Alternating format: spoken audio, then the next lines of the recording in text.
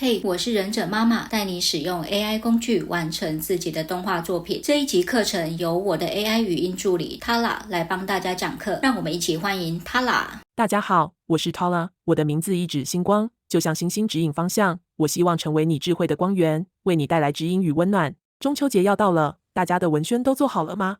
今天来讲一个有趣的工具 GenType， 它是 Google 实验室中的一项实验工具，可以让你透过想象力创造各种造型字母。